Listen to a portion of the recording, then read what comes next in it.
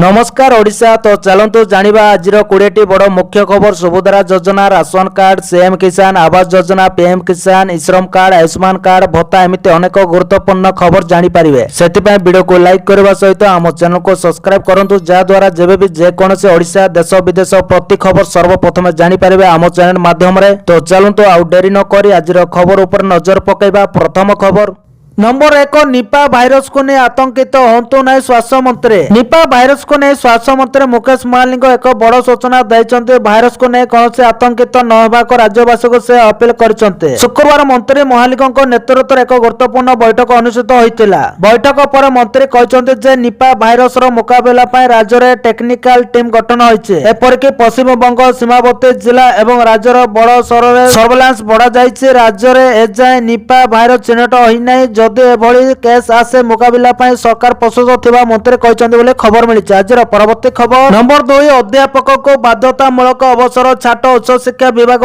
कड़ा निर्देशनामा। अध्यापक उपर राज्य सरकार को बाध्यतामूलक अवसर छाट उच्च शिक्षा विभाग अध्ययन कार्यरत अध्यापक सरकार चिन्हट करने को निर्देश देते। कार्य दक्षता और आचरण जांच उच्च शिक्षा विभाग कड़ा निर्देशनामा जनवरी 31 सुधा रिपोर्ट दाखल कॉलेज कर्तृपक्ष को चिठी लिखा जाइए। शिक्षा मानदंड कार्यशैली समीक्षा पदक्षेप नि खबर मिली। आज परवर्ती खबर नंबर 3, सुभद्रा योजना को नहीं बड़ अपडेट। 18 तारिख सुधा महिला को खाता को जीव 10,000 टंका। सुभद्रा योजना को नहीं आसला बड़ खबर। आसंता जनवरी 18 तारिख भितर मिल सुभद्रा टंका उपकृत हे नुआ सुभद्रा हिताधिकारी। एने सूचना देते उपमुख्यमंत्री प्रभादेव परिड़ा। तेज अभियोग शुणाणी पर 24,018 जन नुआ हिताधिकारी को सुभद्रा सामिल कर उपमुख्यमंत्री कहते एजावत सुभद्रा योजना मोट 4,57,681 जन महिला सामिल हो सारी।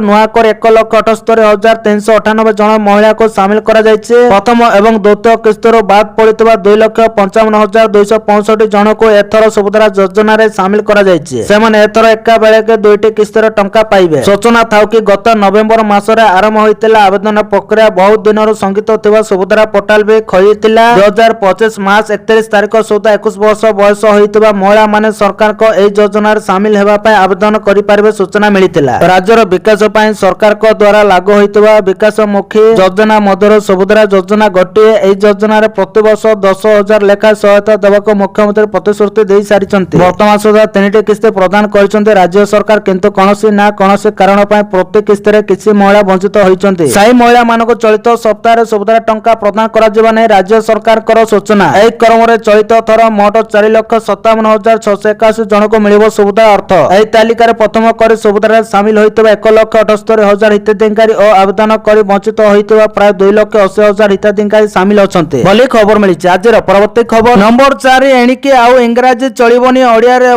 सब सरकारी काम नियम खिलाफ कले मिल बड़ दंड। एणिकी आउ इंग्राजी चलबनी ओडिया रे सब सरकारी काम सरकार कार्यालय ओडिया हे बाध्यतामूलक। यह नियम ब्लॉक जिला एवं राज्य स्तरीय सरकारी ऑफिस रे कड़ाकड़ी लागू होब। समस्त व्यक्ति पत्र विनिमय ओडिया भाषा रे हबो। नियम खिलाफ कले अधिकारी विरोध रे हबो नोटिस। साधारण प्रशासन विभाग पक्षरु एने व्यक्ति प्रकाश पाइछे बोली खबर मिली। आज परवर्ती खबर नंबर 5, आईन मंत्री को बड़ बयान। खंडगिरी रे हेबनी यात्रा पेंडाल रे आइटम गर्ल निशा महाराणा को अश्लील डांस पुणी सोशल मीडिया रे वायरल होइछि। याको नै छत्तीसगढ़ गरियाबंद जिला प्रशासन पक्षरु दृढ़ कार्यानुष्ठान ग्रहण करा जाइछि। एभली स्थिति रे आईन एवं पूर्त विभाग मंत्री पृथ्वीराज हरिचंदन मंगलवार मुह खोलिछन्ते। मंत्री प्रतिक्रिया रे कहिछन्ते छत्तीसगढ़ पर ओडिशा रे मध्य कार्यानुष्ठान ग्रहण करा जिवो। ओडिशा रे जनमत मध्य स्पष्ट अछि। अश्लील नृत्य न हो एने आयोजक एवं यात्रा पार्टी मालिकों को मध्य अवगत करा जाइछि। संस्कृति विभाग एवं राज्य सरकार को पक्षरु अवगत करा जाइछि। अन्य पक्ष आगको खंडगिरी यात्रा थिबा बेले पेंडाल रे अश्लील नृत्य परिवेषण कले परिमाण सामना करबा को पड़िबो बोले मंत्री गणमाध्यम को मंगलवार प्रकाश करिसन्ते बोले खबर मिलिछि। आज परवर्ती खबर मार्च सुधा कार्यक्रम हबो संबलपुर राडार। मार्च सुधा संबलपुर रे कार्यक्रम हबो डॉपलर राडार।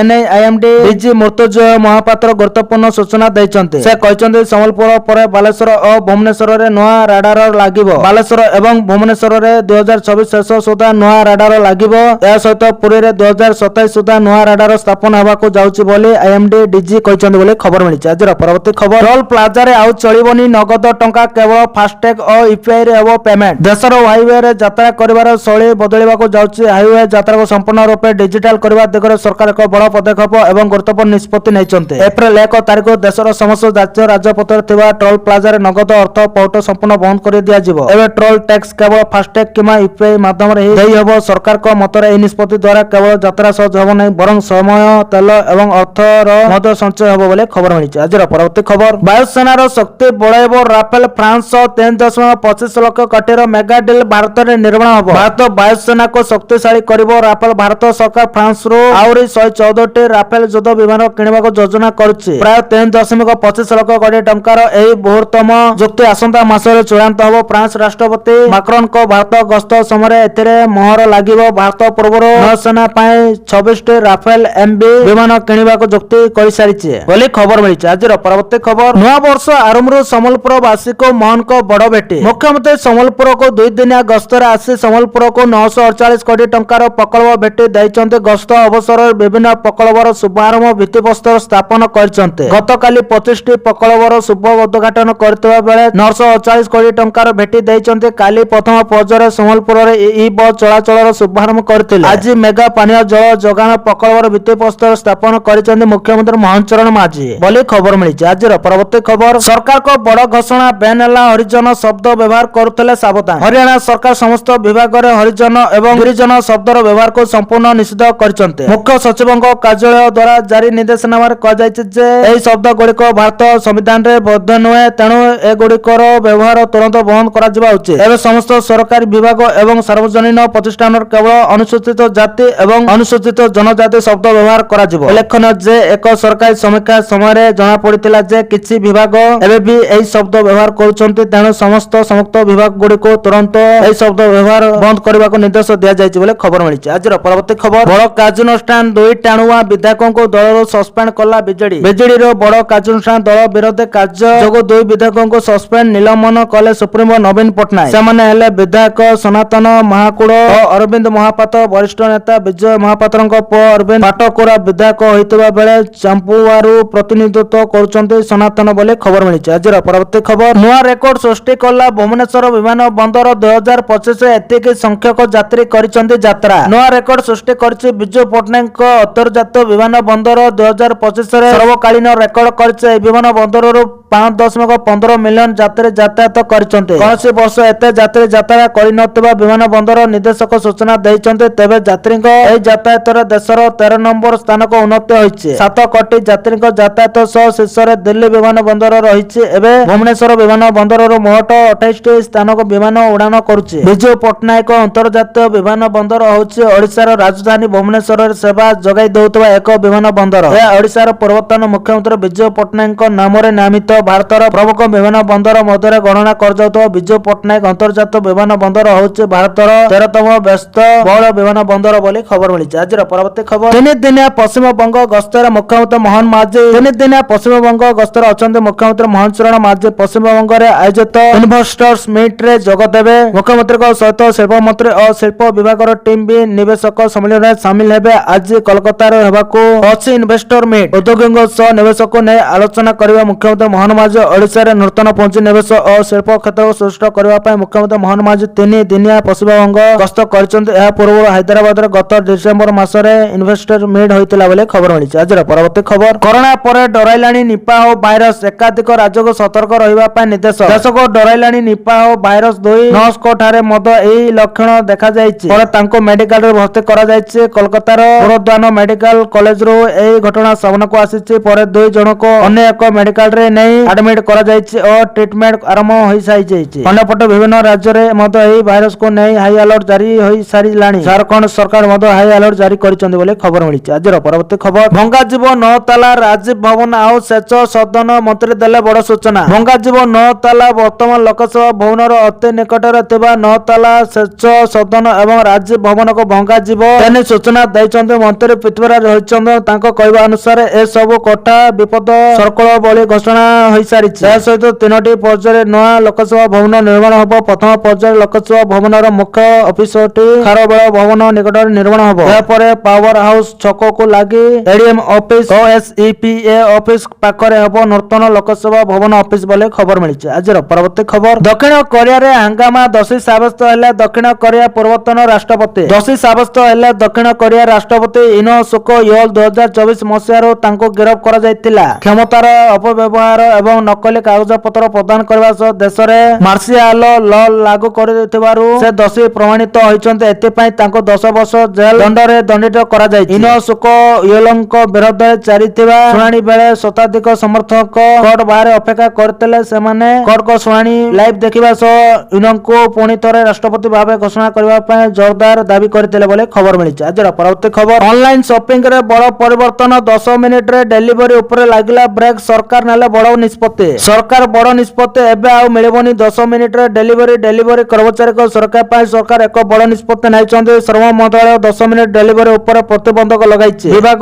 ଏହି ପ୍ରସଙ୍ଗରେ ସ୍ୱିଗି ଏବଂ ଜୋମାଟୋ ଭଳି ଦେଶର ପ୍ରମୁଖ ଅନଲାଇନ ଡେଲିଭରି କମ୍ପାନୀଗୁଡ଼ିକ ସହିତ ମଧ୍ୟ କଥା ହୋଇଛି। କେନ୍ଦ୍ରମନ୍ତ୍ରୀ ମନସୁଖ ମାଣ୍ଡଭିୟା ଏହି ପ୍ରସଙ୍ଗରେ ବ୍ଲିଙ୍କିଟ୍, ଜେପ୍ଟୋ, ସ୍ୱିଗି ଏବଂ ଜୋମାଟୋର ଅଧିକାରୀଙ୍କ ସହ କଥା ହୋଇଛନ୍ତି ଏବଂ ଡେଲିଭରି ସମୟ ସୀମା ହଟାଇବା ପାଇଁ ଅନୁରୋଧ କରିଛନ୍ତି। ସମସ୍ତ କମ୍ପାନୀ ସରକାରଙ୍କ ଆଶ୍ୱାସନା ଦେଇଛନ୍ତି ଯେ ସେମାନେ ସେମାନଙ୍କର ବ୍ରାଣ୍ଡ ବିଜ୍ଞାପନ ଏବଂ ସୋସିଆଲ ମିଡିଆରୁ ଡେଲିଭରି ସମୟ ସୀମା ହଟାଇବେ। ଏହାପରେ ବ୍ଲିଙ୍କିଟ୍ ଏହାର ସମସ୍ତ ବ୍ରାଣ୍ଡରୁ 10 ମିନିଟ ଡେଲିଭରି ଫିଚର ହଟାଇ ଦେଇଛି। ଡିସେମ୍ବର 25 ଏବଂ 30 ତାରିଖରେ ଗିଗ୍ କର୍ମଚାରୀମାନଙ୍କ ଦ୍ୱାରା ଏକ ବଡ଼ ଧର୍ମଘଟ ହୋଇଥିଲା, ଯାହା ସେମାନଙ୍କ ସରକାର ବିଷୟରେ ଆଲୋଚନା ଆରମ୍ଭ କରିଥିଲା। ସରକାର ଏବେ ଏହି ସଦସ୍ୟଙ୍କ ସମାଧାନ ପାଇଁ ଏକ ଗୁରୁତ୍ୱପୂର୍ଣ୍ଣ ନିଷ୍ପତ୍ତି ନେଇଛନ୍ତି। 10 ମିନିଟ ଡେଲିଭରି ଚକ୍କର ଯୋଗୁଁ ଅନେକ ଘଟଣା ସାମ୍ନାକୁ ଆସିଥିଲା, ଯେଉଁଠାରେ ଡେଲିଭରି ପାର୍ଟନର ମାନେ ଶୀଘ୍ର ଜିନିଷ ଦେବା ପାଇଁ ସ୍ପିଡରେ ଗାଡ଼ି ଚଲାନ୍ତି, ଫଳରେ ଦୁର୍ଘଟଣାର ସମ୍ମୁଖୀନ ହୁଅନ୍ତି, କିନ୍ତୁ ଏହାର ଆଉ ଘଟିବ ନାହିଁ ବୋଲି ଖବର ମିଳିଛି। ଆଜିର ପରବର୍ତ୍ତୀ ଖବର, ବିମାନ ନିରାପତ୍ତା ଦୃଷ୍ଟିରୁ ଆମିଷ ଦୋକାନୀଙ୍କ ଉପରେ କଡ଼ା କଟକଣା। ବିମାନ ଚଳାଚଳ ସୁରକ୍ଷା ପାଇଁ ଆମିଷ ବର୍ଜ୍ୟ ପରିଚାଳନାକୁ କଡ଼ାକଡ଼ି କଲା ବିଏମସି। ଫେବୃଆରୀ 1ରୁ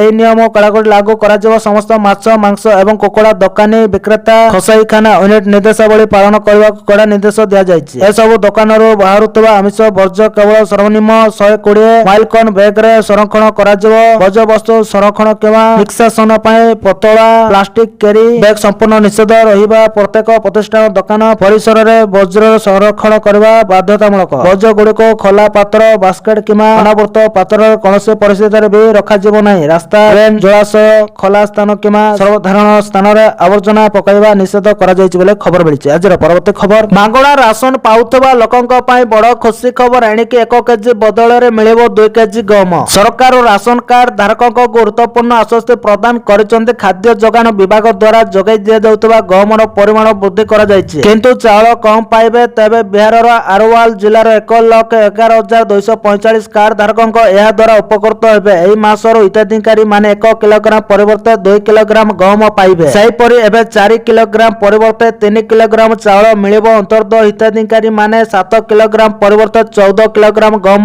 ଏବଂ 28 କିଲୋଗ୍ରାମ ପରିବର୍ତ୍ତେ 21 କିଲୋଗ୍ରାମ ଚାଉଳ ପାଇବେ। ଜିଲ୍ଲାରେ 16,367 ଅନ୍ତର୍ଗତ ହିତାଧିକାରୀ ଏବଂ 94,878 PHH ହିତାଧିକାରୀ ଅଛନ୍ତି। ଖାଦ୍ୟ ଏବଂ ଗ୍ରାହକ ସୁରକ୍ଷା ବିଭାଗର ଏହି ନିଷ୍ପତ୍ତି ଜିଲ୍ଲାର ଲକ୍ଷ ଲକ୍ଷ ରାସନ କାର୍ଡ ଧାରକଙ୍କୁ ଲାଭ ଦେବ ବୋଲି ଖବର ମିଳିଛି। ଆଜିର ପରବର୍ତ୍ତୀ ଖବର, ଝିଅ ହଁ ନ କଲେ କରିପାରିବେନି ବାହାଘର, ଓଡ଼ିଶା ହାଇକୋର୍ଟଙ୍କ ଗୁରୁତ୍ୱପୂର୍ଣ୍ଣ ନିଷ୍ପତ୍ତି। ଏଣିକି ଝିଅର ସ୍ୱୀକୃତି ବିନା ବାହାଘର ହୋଇପାରିବନି। ବିବାହ ପ୍ରସଙ୍ଗକୁ ନେଇ ଗୁରୁତ୍ୱପୂର୍ଣ୍ଣ କଥା କହିଛନ୍ତି ହାଇକୋର୍ଟ। ବିବାହ କ୍ଷେତ୍ରରେ ଝିଅର ନିଷ୍ପତ୍ତି ସବୁଠୁ ଗୁରୁତ୍ୱପୂର୍ଣ୍ଣ। ଅଭିଭାବକ ଏପରି କୌଣସି ନିଷ୍ପତ୍ତି ନେବା ପୂର୍ବରୁ ଝିଅର ଅନୁମତି ନେବା ନିହାତି ଆବଶ୍ୟକ। ଝିଅର ସ୍ୱୀକୃତି ପରେ ହିଁ ବାହାଘର ପାଇଁ ଆଗକୁ ବଢିବ ଉଚିତ ବୋଲି କହିଛନ୍ତି ଓଡ଼ିଶା ହାଇକୋର୍ଟ। ଝିଅ ନିଖୋଜ ଥିବା ଅଭିଯୋଗ ନେଇ ବାପାଙ୍କ ତରଫରୁ ଦାଖଲ ହୋଇଥିବା ଏକ ହେବିୟସ୍ କର୍ପସ୍ ପିଟିସନର ଶୁଣାଣି କରି ହାଇକୋର୍ଟ ଏଭଳି ଉଲ୍ଲେଖ କରିଛନ୍ତି ବୋଲି ଖବର ମିଳିଛି। ଆଜିର ପରବର୍ତ୍ତୀ ଖବର, ଚୀନ ଓ କାନାଡା ବି ହାତ ମିଶାଇଲେ ବାଣିଜ୍ୟ କାରବାର ପାଇଁ। ଶତ୍ରୁରୁ ମିତ୍ର ସାଜିଲେ କୋଟି କୋଟି ଟଙ୍କାର କାରବାର ଆଶଙ୍କା। କାନାଡାର ପ୍ରଧାନମନ୍ତ୍ରୀ ମାର୍କୋ କାର୍ନିକ୍ ଚୀନର ରାଷ୍ଟ୍ରପତି ସି ଜିନପିଙ୍ଗଙ୍କୁ ଭେଟିଛନ୍ତି। ଦୁଇ ଦେଶ ବାଣିଜ୍ୟ କାରବାର କରିବା ପାଇଁ ଅନେକ ସମୟ ଧରି ଆଲୋଚନା କରୁଥିଲେ ଏବଂ ଦୁଇ ଦେଶ ଭିତରେ ସମ୍ପର୍କରେ ସୁଧାର ଆଣିବା ପାଇଁ ଏକ ନୂଆ ପ୍ଲାନ ମଧ୍ୟ କରାଯାଇଛି। ଏହାର ଭିତରେ ଦୁଇ ଦେଶ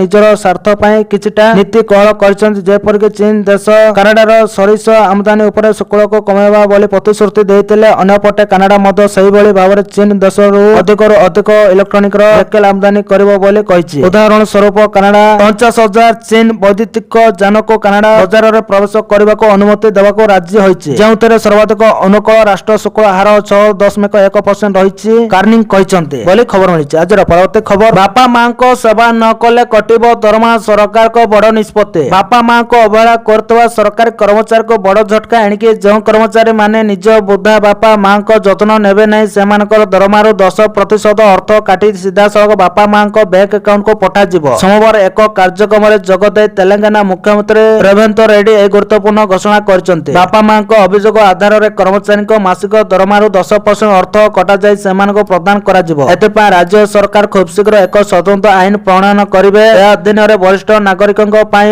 ପ୍ରଣାମ ନାମକ ଡେ କେୟାର ସେଣ୍ଟର ପ୍ରତିଷ୍ଠା କରାଯିବ। ଏହି ନୂତନ ଯୋଜନା ପାଇଁ ସରକାର 50 କୋଟି ଟଙ୍କା ବ୍ୟୟବରାଦ କରିଛନ୍ତି। 2026-27 ବଜେଟ୍ ପ୍ରସ୍ତାବରେ ରାଜ୍ୟ ପାଇଁ ଏକ ନୂତନ ସ୍ୱାସ୍ଥ୍ୟ ନୀତି ପ୍ରଣୟନ କରାଯିବ। ମୁଖ୍ୟମନ୍ତ୍ରୀ କହିଛନ୍ତି ଯେ ସରକାର ସମାଜର ପ୍ରତ୍ୟେକ ବର୍ଗର ଉନ୍ନତି ପାଇଁ ପ୍ରତିଶ୍ରୁତିବଦ୍ଧ ବୋଲି ଖବର ମିଳିଛି। ଆଜିର ପରବର୍ତ୍ତୀ ଖବର, ଭାରତ ଆସିବେ କାନାଡା ପ୍ରଧାନମନ୍ତ୍ରୀ ସମ୍ପର୍କରେ ନୂଆ ମୋଡ଼। ଭାରତ ଏବଂ କାନାଡା ମଧ୍ୟରେ ଗତ 2 ବର୍ଷ ଧରି ଜାରି ରହିଥିବା କୂଟନୈତିକ ସଂକଟ ମଧ୍ୟରେ ଏବେ ସମ୍ପର୍କରେ ନୂଆ ମୋଡ଼ ସୃଷ୍ଟି ହେବାକୁ ଯାଉଛି। କାନାଡାର ନୂଆ ପ୍ରଧାନମନ୍ତ୍ରୀ ମାର୍କୋ କାର୍ନି ପ୍ରଥମ ଥର ପାଇଁ ଭାରତ ଗସ୍ତରେ ଆସିବାକୁ ଯାଉଛନ୍ତି। ଏହାକୁ ଦୁଇ ଦେଶର ଦ୍ୱିପାକ୍ଷିକ ସମ୍ପର୍କ ପାଇଁ ଗୁରୁତ୍ୱପୂର୍ଣ୍ଣ ବୋଲି ବିବେଚନା କରାଯାଉଛି। ଏହି ଗସ୍ତ ଉଭୟ ଦେଶରେ ନିବେଶ ବୃଦ୍ଧି କରିବା ସହିତ ବାଣିଜ୍ୟ କ୍ଷେତ୍ରରେ ନୂଆ ପରିବେଶ ସୃଷ୍ଟି ହେବ। 2023ରେ ନିଜର ବିବାଦ ଯୋଗୁଁ ଦୁଇ ଦେଶ ମଧ୍ୟରେ ସମ୍ପର୍କରେ ଦୂରତା ଆସିଥିଲା। ତେବେ ଏହି ଗସ୍ତ ଦୂରତା ହ୍ରାସ କରି ଦୁଇ ଦେଶକୁ ନିକଟତର କରାଇବ ବୋଲି ଖବର ମିଳିଛି। ଆଜିର ପରବର୍ତ୍ତୀ ଖବର, ଲକ୍ଷ ଲକ୍ଷ ଶିକ୍ଷକଙ୍କ ବଲେ ବଲେ ବଢିଲା ଦରମା। ଏବେ ପ୍ରତି ମାସରେ ମିଳିବ ଏତେ ଟଙ୍କା। ରାଜ୍ୟର ଲକ୍ଷ ଲକ୍ଷ ଶିକ୍ଷକ ଏକ ଖୁସି ଖବର, ଚତୁର୍ଥ ଥର ପାଇଁ କ୍ୟାବିନେଟ ବୈଠକରେ ପେ ସ୍କେଲ ହେଲା ମଞ୍ଜୁର।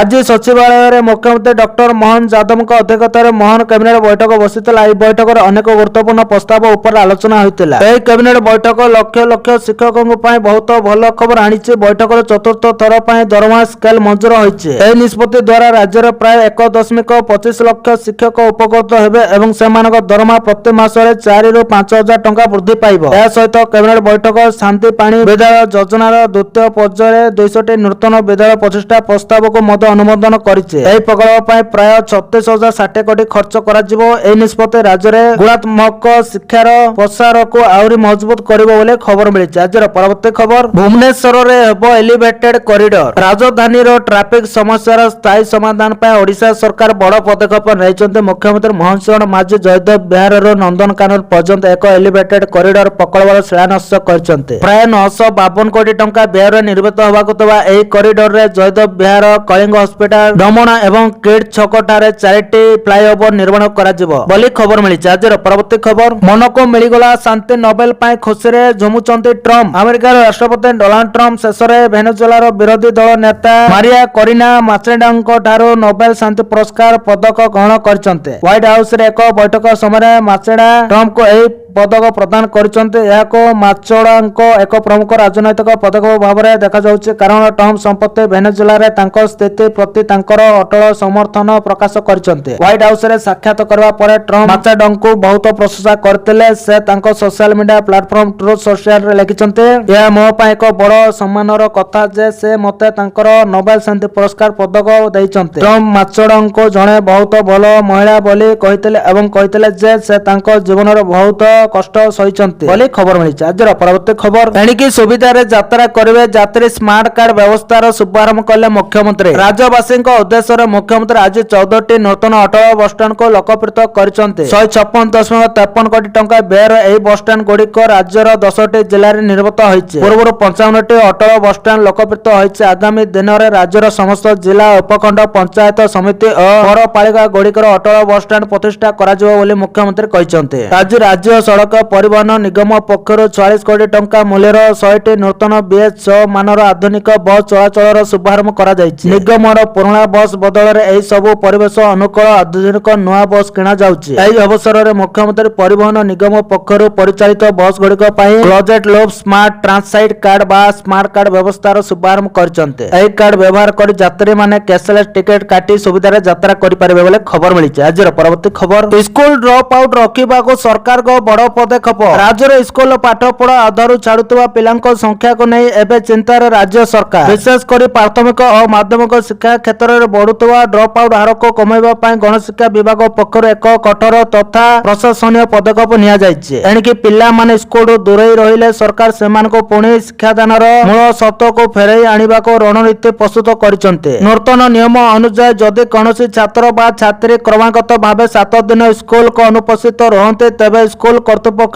সেମାନଙ୍କ ঘরକୁ ଯିବେ। ଶିକ୍ଷକ ପିଲାଟିର ଘରେ ପହଞ୍ଚି ତାର ଅନୁପସ୍ଥିତିର ପ୍ରକୃତ କାରଣ ଖୋଜିବେ। ପିଲାଟି କାହିଁକି ସ୍କୁଲ ଆସୁନାହିଁ ସେ ନେଇ ଅଭିଭାବକଙ୍କ ସହ ଆଲୋଚନା କରିବେ ଏବଂ ସେମାନଙ୍କୁ ବୁଝାଇ ପିଲାଙ୍କୁ ପୁଣି ସ୍କୁଲକୁ ଆଣିବାକୁ ଚେଷ୍ଟା କରିବେ ବୋଲି ଖବର ମିଳିଛି। ଆଜିର ପରବର୍ତ୍ତୀ ଖବର, ଟ୍ରମ୍ପଙ୍କ ଟାରିଫ ଟେନସନ ଗଲା ଆମେରିକା ନୁହେଁ, ଏବେ ଚୀନ ସହ ବାଣିଜ୍ୟ କାରବାର କରିବା ଆରମ୍ଭ କରିଛି ଭାରତ। ସାରା ବିଶ୍ୱରେ ଆମେରିକା ଟାରିଫ ନିୟମ ଆଣି ଚହଳ ସୃଷ୍ଟି କରିଛି। ଭାରତ ଉପରେ ମଧ୍ୟ ଜିନିଷ ଆମଦାନୀ ଉପରେ 50% ଟାରିଫ ଲଗାଇଛି ଟ୍ରମ୍ପ ପ୍ରଶାସନ। ଏଣୁ ଭାରତ ବର୍ତ୍ତମାନ ଆମେରିକାର ବିକଳ୍ପ ଭାବରେ ଅନ୍ୟାନ୍ୟ ଦେଶ ସହ ବାଣିଜ୍ୟ କାରବାର କରିବା ଆରମ୍ଭ କରିସାରିଛି। ଯେପରିକି ଭାରତ ଏବେ ଚୀନ ସହ ଅଧିକ ବାଣିଜ୍ୟ କାରବାର କରିବାକୁ ଲାଗୁଛି। ଗତ ବର୍ଷ ତୁଳନାରେ ଚଳିତ ବର୍ଷ ଦୁଇ ଦେଶ ଭିତରେ ବାଣିଜ୍ୟ କାରବାର ଆହୁରି ବଢିବ ବୋଲି କୁହାଯାଉଛି। ଦୁଇ ଦେଶ ମଧ୍ୟରେ ବାଣିଜ୍ୟ ବୃଦ୍ଧି ନିଶ୍ଚିତ ଭାବରେ ହ୍ରାସ ଧାରାକୁ ବଦଳାଇ ଦେଇଛି। ଏହା ସହିତ ଏହା 116.12 ବିଲିୟନ ଡଲାରର ରେକର୍ଡ ବାଣିଜ୍ୟ ନିଅଣ୍ଟ ଆଣିଛି, ଯାହା 2023 ପରେ ଦ୍ୱିତୀୟ ଥର ପାଇଁ 100 ବିଲିୟନ ଡଲାର ଅତିକ୍ରମ କରିଛି। 2024 ମସିହାରେ ବାଣିଜ୍ୟ ନିଅଣ୍ଟ 49.21 ବିଲିୟନ ଡଲାର ଥିଲା। ଭାରତକୁ ଚୀନର ମୋଟ ରପ୍ତାନି 113.45 ବିଲିୟନ ଡଲାର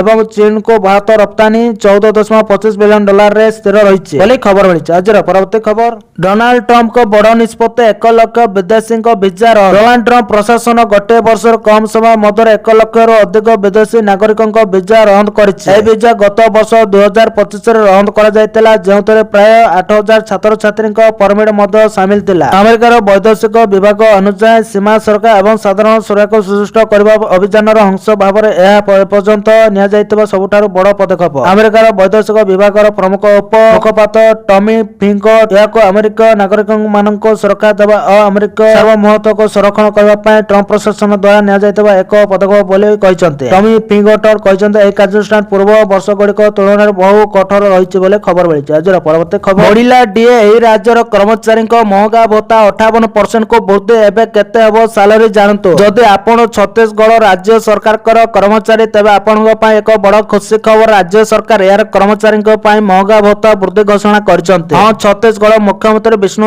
ଦେବ ସାହ ରବିବାର ମହଙ୍ଗା ଭତ୍ତା 3% ବୃଦ୍ଧି ଘୋଷଣା କରିଛନ୍ତି। ଏହା ସହିତ ଡିଏ ବେସିକ ସାଲାରୀର 58% ହୋଇଯାଇଛି। ଏହି ନିଷ୍ପତ୍ତି ପ୍ରାୟ 3.9 ଲକ୍ଷ ରାଜ୍ୟ ସରକାରୀ କର୍ମଚାରୀଙ୍କୁ ଲାଭ ଦେବ। ପୂର୍ବରୁ ରାଜ୍ୟ ଅଗଷ୍ଟ 2025ରେ 2% ଡିଏ ବୃଦ୍ଧି କରାଯାଇଥିଲା। ଏହା ଫଳରେ ମହଙ୍ଗା ଭତ୍ତା 55% ବୃଦ୍ଧି ପାଇଥିଲା। ଏହି ବୃଦ୍ଧି ପୂର୍ବରୁ ଛତିଶଗଡ଼ କର୍ମଚାରୀମାନେ 55% ହାରରେ ମହଙ୍ଗା ଭତ୍ତା ପାଉଥିଲେ। ସର୍ବଶେଷ 3% ବୃଦ୍ଧି ପରେ ଏହା ଏବେ 58%କୁ ବୃଦ୍ଧି ପାଇଛି। ଏହି ବୃଦ୍ଧି ସହିତ ଛତିଶଗଡ଼ ବର୍ତ୍ତମାନ କେନ୍ଦ୍ର ସରକାରୀ କର୍ମଚାରୀଙ୍କ ସହ ସମାନ ଡିଏ ସ୍ତରରେ ପହଞ୍ଚିଛି ବୋଲି ଖବର ମିଳିଛି। ଆଜିର ପରବର୍ତ୍ତୀ ଖବର, ଭାରତକୁ ଧମକ ଦେଇଛି ପଡ଼ୋଶୀ ଦେଶର ଆତଙ୍କୀ। 50 ବର୍ଷ ଯାଏ ପାକିସ୍ତାନକୁ ଆଖି ଉଠାଇ ଦେଖିବନି ଭାରତ। ମେ 2025ରେ ଯେତେବେଳେ ଭାରତୀୟ ସେନା ପହଲଗାମ ଆକ୍ରମଣର ପ୍ରତିଶୋଧ ନେବା ପାଇଁ ଅପରେସନ ସିନ୍ଦୁର ଆରମ୍ଭ କରିଥିଲା, ପାକିସ୍ତାନୀ ଆତଙ୍କବାଦୀ ଘାଟି ଉପରେ ସଠିକ୍ କ୍ଷେପଣାସ୍ତ୍ର ଆକ୍ରମଣ ଲସ୍କର ଏବଂ ଜୈଶ ଭଳି ସଂଗଠନର ମେରୁଦଣ୍ଡକୁ ଭାଙ୍ଗି ଦେଇଥିଲା। ସେହି ସମୟରେ ନିହତ ଆତଙ୍କବାଦୀଙ୍କ ଶବଦାହରେ ବରିଷ୍ଠ ଲସ୍କର କମାଣ୍ଡର ହାଫିଜ ଅବଦୁଲ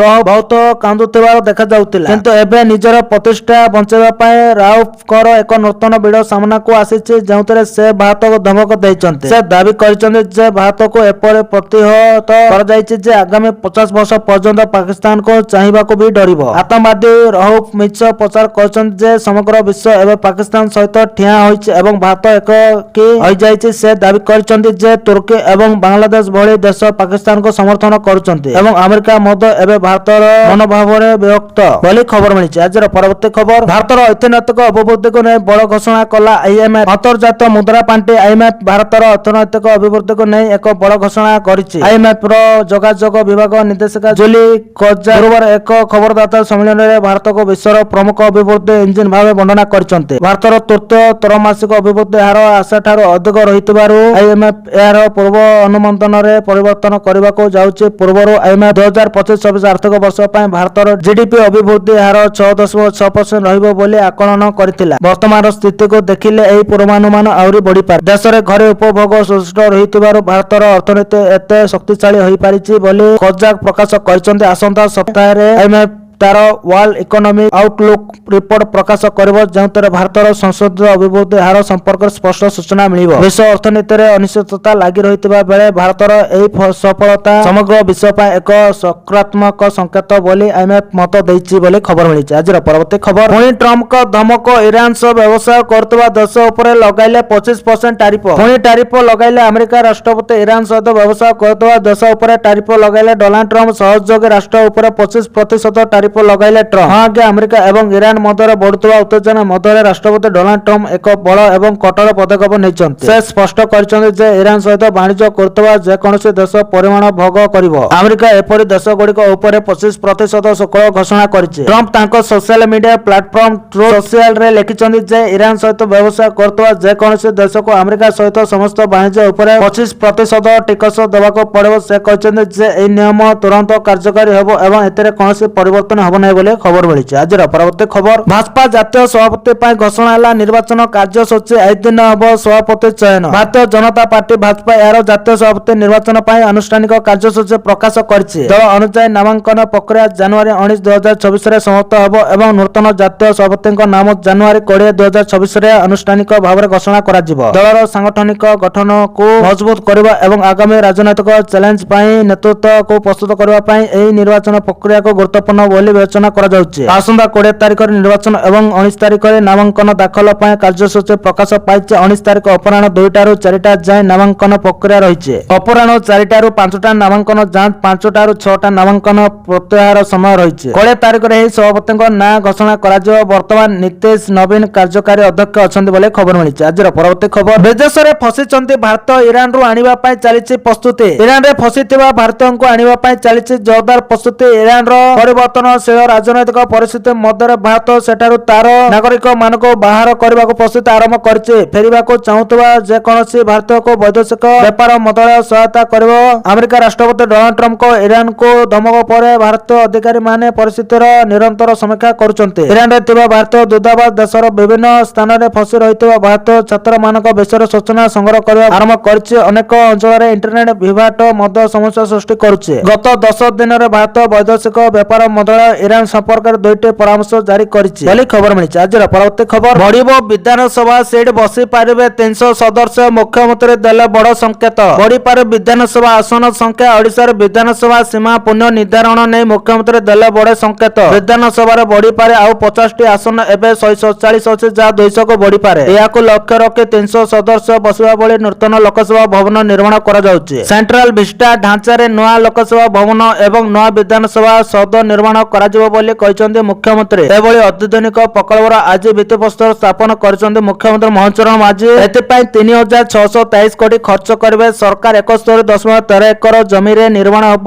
ନୂଆ ଲୋକସଭା ଭବନ ଏବଂ ବିଧାନସଭା। ଏନେଇ ମାଷ୍ଟର ପ୍ଲାନ ଅନୁମୋଦନ ହୋଇଛି। ନୂଆ ଲୋକସଭା ଭବନରେ ହେବ ବହୁତଳ ପାର୍କିଂ ବ୍ୟବସ୍ଥା କରାଯାଇଛି। ଆଜି ଲୋକସଭା ଭବନ କନଫରେନ୍ସ ହଲରେ ଜାତୀୟ ସଡ଼କ ସୁରକ୍ଷା କାର୍ଯ୍ୟକ୍ରମ ଅବସରରେ ଏହାକୁ ଶିଳାନ୍ୟାସ କରିଛନ୍ତି ମୁଖ୍ୟମନ୍ତ୍ରୀ ବୋଲି ଖବର ମିଳିଛି। ପରବର୍ତ୍ତୀ ଖବର, ଆଜିର ବଜେଟକୁ ନେଇ ବଡ଼ ବୈଠକ। ମୁଖ୍ୟ ଶାସନ ସଚିବଙ୍କ ଅଧ୍ୟକ୍ଷତାରେ ସଚିବ ସ୍ତରୀୟ ବୈଠକ ଆରମ୍ଭ ହୋଇଯାଇଛି। ଏହି ବୈଠକରେ ସବୁ ବିଭାଗର ସଚିବ ଉପସ୍ଥିତ ରହିଥିଲେ। ବୈଠକ ପରେ ବଡ଼ ସୂଚନା ଦେଇଛନ୍ତି ମୁଖ୍ୟ ଶାସନ ସଚିବ ଅନୁଗର୍ଗ। ଏହି ବୈଠକରେ କେଉଁ ସବୁ ଜରୁରୀ ବିଷୟ ଉପରେ ଆଲୋଚନା କରାଗଲା ତାହା ସୂଚନା ଦେଇଛନ୍ତି। ପ୍ରକଳ୍ପର ଅଗ୍ରଗତି ଓ ବଜେଟ ଉପରେ ବିଶେଷ କରି ଆଲୋଚନା କରାଯାଇଥିବା ସୂଚନା ମିଳିଛି। ଏହା ସହିତ ଆଜି ମାନ୍ୟବର ମୁଖ୍ୟମନ୍ତ୍ରୀ ଏବଂ ମୁଖ୍ୟ ଶାସନ ସଚିବ କଲିକତା ଗସ୍ତ ଯିବେ। ସେଠାରେ 2 ଦିନ ପାଇଁ ନିବେଶ ସମ୍ମିଳନୀରେ ଯୋଗଦାନ କରିବେ। ଏହି ବୈଠକ ହେବାର ଏକମାତ୍ର ଲକ୍ଷ୍ୟ ହେଉଛି ରାଜ୍ୟରେ କେଉଁଭଳି ଅଧିକରୁ ଅଧିକ ନିଯୁକ୍ତିର ସୁଯୋଗ ସୃଷ୍ଟି କରାଯାଇପାରିବ। ଓଡ଼ିଶାରେ ଚାକିରି ସୁଯୋଗ ଉପରେ ଅଧିକ ଫୋକସ ଦିଆଯାଉଛି। ଏହା ଦ୍ୱାରା ଓଡ଼ିଶାକୁ ପୁଞ୍ଜି ଆସିବ। ଏହା ସହିତ ପ୍ରତି ମାସରେ ଜିଲ୍ଲାପାଳଙ୍କ ସହିତ ସମୀକ୍ଷା ବୈଠକ ମଧ୍ୟ କରିବା ପାଇଁ ନିଷ୍ପତ୍ତି କରାଯାଇଛି। ପ୍ରତି ମାସ 16 ତାରିଖରେ ଦିନ ଭିସି ମାଧ୍ୟମରେ ଏହି ମିଟିଂ କରାଯିବ। ଏହାର ଉଦ୍ଦେଶ୍ୟ ହେଉଛି ଏହା ଦ୍ୱାରା ଜିଲ୍ଲାପାଳଙ୍କୁ ତାଙ୍କ କାର୍ଯ୍ୟ କରିବାରେ କୌଣସି ପ୍ରତିବନ୍ଧକ ଆସିବ ନାହିଁ। ଗୋଟିଏ ଦିନରେ ବୈଠକ କରିବା ଦ୍ୱାରା ସମନ୍ୱୟ ରକ୍ଷା କରାଯିବ। ଏହା ସହିତ ଏହି ବୈଠକରେ ପାନୀୟ ଜଳ ପ୍ରକଳ୍ପକୁ ଗୁରୁତ୍ୱ ଦେବା ପାଇଁ ଆଲୋଚନା ହୋଇଛି। ପାନୀୟ ଜଳ ସମସ୍ୟାକୁ ନେଇ ଟିକେ ଅସନ୍ତୋଷ ରହି ଆସିଛି। ଆସନ୍ତା ବଜେଟରେ କିଛି ନୂଆ ପଦକ୍ଷେପ ନିଆଯିବ। ମୁଖ୍ୟମନ୍ତ୍ରୀ ଦେଇଥିବା 15 ପଏଣ୍ଟର କାର୍ଯ୍ୟକାରୀ ପାଇଁ ଆଲୋଚନା ହୋଇଛି। ଆସନ୍ତା ବଜେଟରେ କଣ ନୂଆ ପଦକ୍ଷେପ ନିଆଯିବ ଏହା ଉପରେ ଆଲୋଚନା ହୋଇଛି। ସୂଚନା ମୁତାବକ ମୁଖ୍ୟ ଶାସନ ସଚିବ ପଦବୀ ଗ୍ରହଣ ପରେ ଏହା ଅନୁଗର୍ଗଙ୍କ ଦ୍ୱିତୀୟ ସର୍ବସ୍ତରୀୟ ବୈଠକ। ଏହା ପୂର୍ବରୁ ମଧ୍ୟ ବୈଠକ ଅନୁଷ୍ଠିତ ହୋଇଥିଲା ବୋଲି ଖବର ମିଳିଛି। ଆଜିର ପରବର୍ତ୍ତୀ ଖବର, ପାକିସ୍ତାନକୁ କଡ଼ା ଚେତାବନୀ, ଲଗାମ ଲଗାଅ ନଚେତ୍। ମଙ୍ଗଳବାର ଦିନ ଭାରତ ସେନାର ବାର୍ଷିକ ସାମ୍ବାଦିକ ସମ୍ମିଳନୀରେ ସେନା ମୁଖ୍ୟ ଏକ ଚେତାବନୀ ଦେଇ କହିଛନ୍ତି ଯେ ପାକିସ୍ତାନର ସାମରିକ ଅଭିଯାନ ମୁଖ୍ୟକୁ ପାକିସ୍ତାନରୁ ଭାରତରେ ଡ୍ରୋନ୍ ଅନୁପ୍ରବେଶକୁ ନିୟନ୍ତ୍ରଣ କରିବାକୁ କୁହାଯାଇଛି। ସେନା ମୁଖ୍ୟ ମଙ୍ଗଳବାର ଦିନ କହିଥିଲେ ଯେ ଜମ୍ମୁ ଏବଂ କାଶ୍ମୀରର ପରିସ୍ଥିତି ସମ୍ବେଦନଶୀଳ ରହିଛି କିନ୍ତୁ ସମ୍ପୂର୍ଣ୍ଣ ନିୟନ୍ତ୍ରଣରେ ଅଛି। ଦେଖାଯାଇଥିବା ଡ୍ରୋନ୍ ବିଷୟରେ ଅଧିକ ବିବରଣୀ ଦେଇ ଜେନେରାଲ ଉପେନ୍ଦ୍ର ତ୍ରିବେଦୀ କହିଛନ୍ତି ଯେ ଦେଖାଯାଇଥିବା ଡ୍ରୋନ୍ ବହୁତ ଛୋଟ ଥିଲା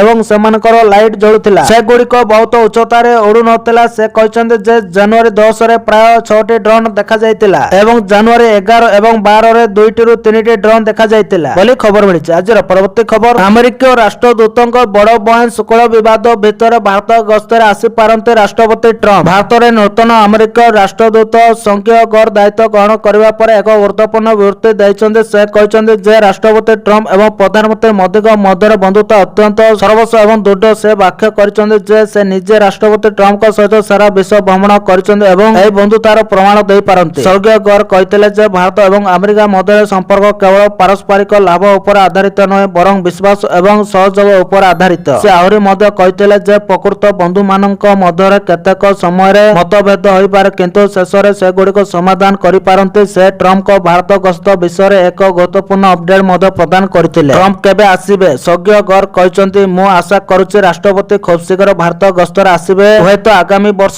କିମ୍ବା 2 ବର୍ଷ ମଧ୍ୟରେ। ସେ ମଜାକରେ ଏହା ମଧ୍ୟ କହିଥିଲେ ଯେ ରାଷ୍ଟ୍ରପତି ଟ୍ରମ୍ପଙ୍କର ରାତି 2ଟାରେ ଫୋନ୍ କରିବାର ଅଭ୍ୟାସ ଅଛି ଯାହା ନୂଆଦିଲ୍ଲୀ ସମୟ ଅନୁସାରେ ତାଙ୍କ ପାଇଁ ଏକ ଭଲ ସମୟ ବୋଲି ଖବର ମିଳିଛି। ଆଜିର ପରବର୍ତ୍ତୀ ଖବର, ଏଣିକି ପରୀକ୍ଷା କିମ୍ବା ଚାକିରି ପାଇଁ ଆବେଦନ କରିବାକୁ ପଡ଼ିବନି ଏନ୍ଓସି। ଏଣିକି ପରୀକ୍ଷା କିମ୍ବା ଚାକିରି ପାଇଁ ଆବେଦନ କରିବାକୁ ପଡ଼ିବନି ଏନ୍ଓସି। ସରକାରୀ କର୍ମଚାରୀଙ୍କ ପାଇଁ ସ୍ଥାୟୀ ଅନୁମତି ଜାରି କଲେ ରାଜ୍ୟ ସରକାର। ସାଧାରଣ ପ୍ରଶାସନ ଓ ଅଭିଯୋଗ ବିଭାଗ ପକ୍ଷରୁ ଐତିହାସିକ ନିଷ୍ପତ୍ତି। ଏବେ ନିଜ କ୍ୟାରିୟରରେ ଉନ୍ନତି କରିପାରିବେ ସରକାରୀ କର୍ମଚାରୀ। ଚାକିରି ଆଶାୟୀ ସରକାରୀ କର୍ମଚାରୀଙ୍କୁ ବଡ଼ ଆଶ୍ୱସ୍ତି। ଜିଏଏନପିଜି ବିଭାଗ ଅଧୀନରେ କାର୍ଯ୍ୟରତ ଅଧିକାରୀ ଓ କର୍ମଚାରୀମାନଙ୍କୁ ଅନ୍ୟତ ଚାକିରି ଆବେଦନ ପାଇଁ ବାରମ୍ବାର ଏନ୍ଓସି ମାଗିବାକୁ ପଡ଼ିବ ନାହିଁ। ଏଣିକି ସମସ୍ତ କର୍ମଚାରୀଙ୍କ ପାଇଁ ଏକ ଷ୍ଟାର୍ଟିଂ ପରମିଶନ ବା ସ୍ଥାୟୀ ଅନୁମତି ପ୍ରଦାନ କରିଛନ୍ତି। ଏହି ନିର୍ଦ୍ଦେଶନାମା ବଳରେ କର୍ମଚାରୀମାନେ ୟୁପିଏସସି, ଓପିଏସସି, ଏସଏସବି, ଓଏସଏସସି ଏବଂ ଓଏସଏସସି ଭଳି ବିଭିନ୍ନ ନିଯୁକ୍ତି ପରୀକ୍ଷା ପାଇଁ ସିଧାସଳଖ ଆବେଦନ କରିପାରିବେ। ପୂର୍ବରୁ ପ୍ରତିଟି ଆବେଦନ ପାଇଁ ପୃଥକ ଭାବେ ଏନ୍ଓସି ନେବା ପ୍ରକ୍ରିୟା ବେଶ ସମୟ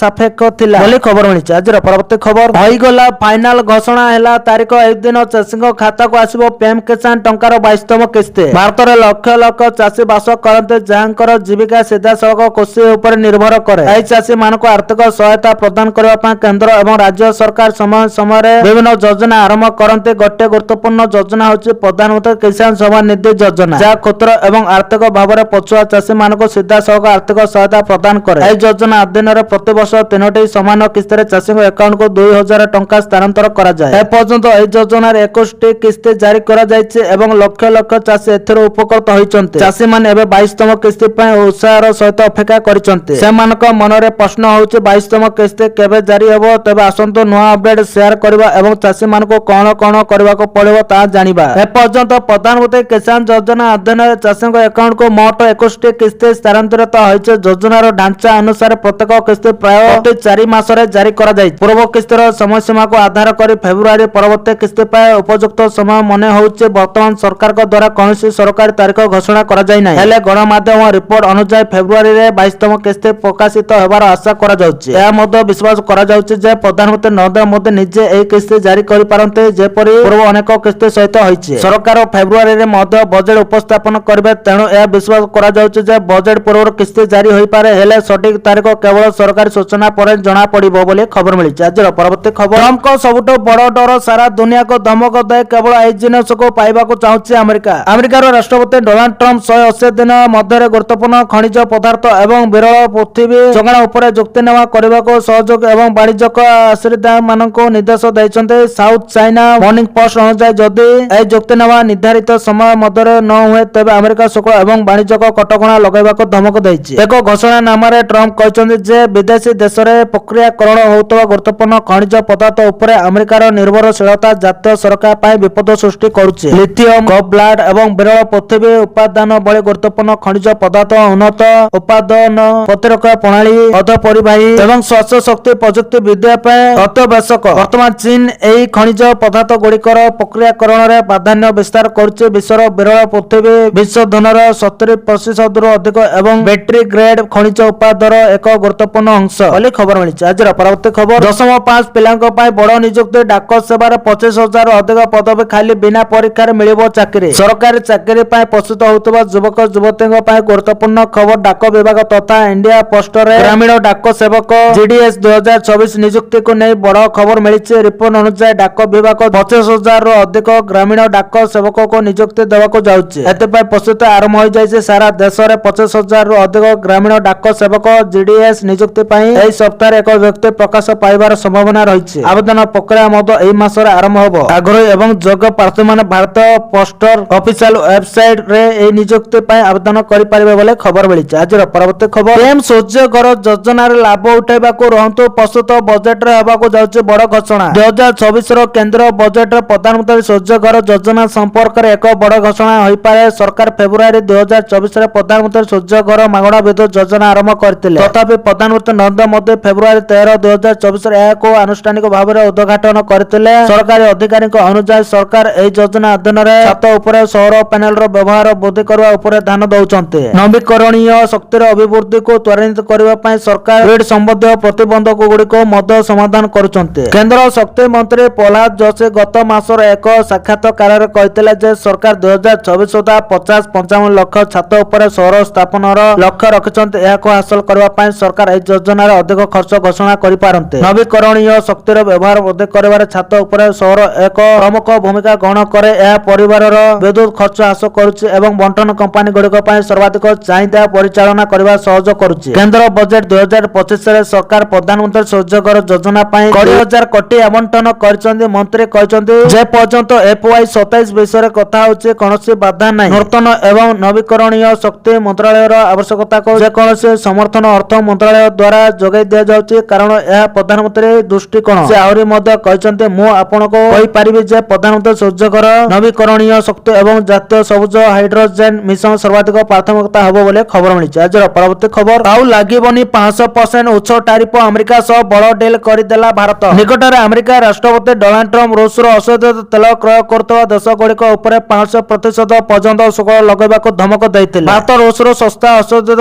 ତେଲର ଏକ ପ୍ରମୁଖ କ୍ରେତା ହୋଇଛି, ଯାହା ନୂଆଦିଲ୍ଲୀରେ ଚିନ୍ତା ସୃଷ୍ଟି କରିଛି। ହେଲେ ଭାରତ ଏବେ ମସ୍କୋରୁ ଏହାର ତେଲ କ୍ରୟକୁ ଯଥେଷ୍ଟ ହ୍ରାସ କରିଛି ଏବଂ ବର୍ତ୍ତମାନର ପରିସ୍ଥିତିକୁ ଦୃଷ୍ଟିରେ ରଖି ଭାରତ ଉପରେ 500% ଶୁଳ୍କ ଲଗାଇବାର ଆଶଙ୍କା ପ୍ରାୟତଃ ଦୂର ହୋଇଯାଇଥିବା ପରି ମନେ ହେଉଛି। ପ୍ରକୃତରେ ଏହାର ସବୁଠାରୁ ବଡ଼ କାରଣ ଭାରତ ଏବଂ ଆମେରିକା ମଧ୍ୟରେ ଦୀର୍ଘ ଦିନ ଧରି ପଡ଼ି ରହିଥିବା ବାଣିଜ୍ୟ ଚୁକ୍ତିର ଶୀଘ୍ର ସମାପ୍ତି ବୋଲି ବିଶ୍ୱାସ କରାଯାଉଛି। ବାଣିଜ୍ୟ ସଚିବ ରାଜେନ୍ଦ୍ର ଅଗ୍ରୱାଲ ଗୁରୁବାର ଦିନ କହିଛନ୍ତି ଯେ ଭାରତ ଏବଂ ଆମେରିକା ମଧ୍ୟରେ ଏକ ବାଣିଜ୍ୟ ଚୁକ୍ତି ଉପରେ ଆଲୋଚନା ଜାରି ରହିଛି। ସେ ଏହା ମଧ୍ୟ ସ୍ପଷ୍ଟ କରିଛନ୍ତି ଯେ ଉଚ୍ଚ ଶୁଳ୍କ ସତ୍ତ୍ୱେ ଆମେରିକାକୁ ଭାରତର ରପ୍ତାନୀରେ ସକାରାତ୍ମକ ଅଭିବୃଦ୍ଧି ହେଉଛି ବୋଲି ଖବର ମିଳିଛି। ଆଜିର ପରବର୍ତ୍ତୀ ଖବର, ବିନା ଗ୍ୟାରେଣ୍ଟିରେ ମିଳୁଛି ସରକାରୀ ଲୋନ୍, ଆଧାର କାର୍ଡ ଦେଖାନ୍ତୁ, 90,000 ଟଙ୍କା ନେଇଯାଆନ୍ତୁ। ଯଦି ଆପଣ ନିଜର ଏକ ଛୋଟ ବ୍ୟବସାୟ ଆରମ୍ଭ କରିବାକୁ ଚାହୁଁଛନ୍ତି ଏବଂ ଟଙ୍କା ଅଭାବରୁ ତାହା କରିପାରୁନାହାନ୍ତି, ତେବେ ମୋଦି ସରକାର ଆପଣଙ୍କୁ ସାହାଯ୍ୟ କରିବେ। ହଁ, ଆମେ ସେହି ସରକାରୀ ଯୋଜନା ବିଷୟରେ କହୁଛୁ ଯାହାକୁ କରୋନା ମହାମାରୀ ସମୟରେ ରାସ୍ତାକଡ଼ ବିକ୍ରେତା ବା ଉଠା ଦୋକାନୀ ମାନଙ୍କ ପାଇଁ ଆରମ୍ଭ କରାଯାଇଥିଲା, ଯେଉଁମାନଙ୍କ ବ୍ୟବସାୟ କରୋନା ଯୋଗୁଁ ବନ୍ଦ ହୋଇଯାଇଥିଲା। ଏହି ଯୋଜନାର ନାମ ହେଉଛି ପିଏମ୍ ସ୍ୱନିଧି ଯୋଜନା। ନିଜର ବ୍ୟବସାୟ ଆରମ୍ଭ କରିବା ପାଇଁ ଏହି ଯୋଜନା ମାଧ୍ୟମରେ ସରକାର 90,000 ଟଙ୍କା ପର୍ଯ୍ୟନ୍ତ ଋଣ ପ୍ରଦାନ କରୁଛନ୍ତି। ଦେଶ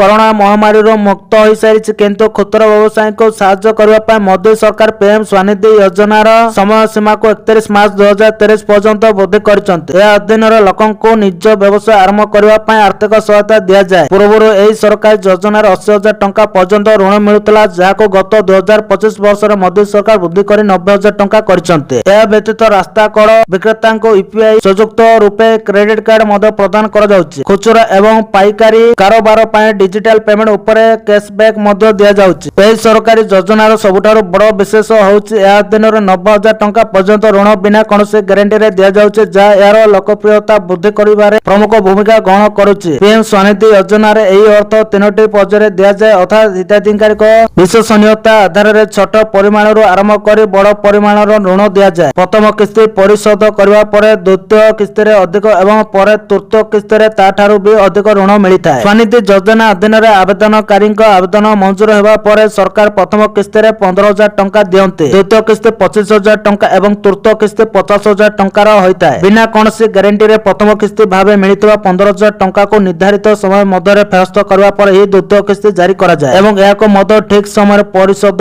କରିବା ପରେ ତୃତୀୟ କିସ୍ତିରେ ଏକକାଳୀନ 50,000 ଟଙ୍କାର ଋଣ ପ୍ରଦାନ କରାଯାଏ ବୋଲି ଖବର ମିଳିଛି। ଆଜିର ପରବର୍ତ୍ତୀ ଖବର, କର୍ମଚାରୀଙ୍କ ଉପହାର ଦେବେ କେନ୍ଦ୍ର ସରକାର ଶସ୍ତା ଲୋନ୍, 2 କୋଟିର ବୀମା, କିନ୍ତୁ ଏମାନେ ପାଇବେନି ଲାଭ। ଅଷ୍ଟମ ବେତନ କମିଶନ ଲାଗୁ ହେବା ପୂର୍ବରୁ କେନ୍ଦ୍ର ସରକାର କର୍ମଚାରୀମାନଙ୍କୁ ବଡ଼ ଅପଡେଟ୍ ଦେଇଛନ୍ତି। ଏହା ସିଧାସଳଖ କର୍ମଚାରୀଙ୍କ ପକେଟ୍ ସୁରକ୍ଷା ଏବଂ ବ୍ୟାଙ୍କିଂ ଆବଶ୍ୟକତା ସହିତ ଜଡ଼ିତ। ଅର୍ଥ ମନ୍ତ୍ରାଳୟ ଅଧୀନରେ ଥିବା ଆର୍ଥିକ ସେବା ବିଭାଗ କେନ୍ଦ୍ର ସରକାର କର୍ମଚାରୀମାନଙ୍କ ପାଇଁ ଏକ କମ୍ପୋଜିଟ୍ ବେତନ ଆକାଉଣ୍ଟ ପ୍ୟାକେଜ ଆରମ୍ଭ କରିଛି, ଯାହା ଗୋଟିଏ ବେତନ ଆକାଉଣ୍ଟ ମାଧ୍ୟମରେ ବ୍ୟାଙ୍କିଂ, ବୀମା, ଋଣ ଏବଂ କାର୍ଡ ସହିତ ଜଡ଼ିତ ପ୍ରମୁଖ ସୁବିଧା ପ୍ରଦାନ କରିବ। ଏହାକୁ ସରକାର କର୍ମଚାରୀମାନଙ୍କ ବିଭାଗ ପାଇଁ ଏକ ପ୍ରମୁଖ କଲ୍ୟାଣକାରୀ କାର୍ଯ୍ୟ ଭାବରେ ବିବେଚନା କରାଯାଉଛି। ଏହି ପ୍ୟାକେଜ ସରକାରୀ କ୍ଷେତ୍ରର ବ୍ୟାଙ୍କ ଗୁଡିକ ସହିତ ସହଯୋଗରେ ଆର୍ଥିକ ସେବା ବିଭାଗ ଦ୍ୱାରା ଆରମ୍ଭ କରାଯାଇଛି।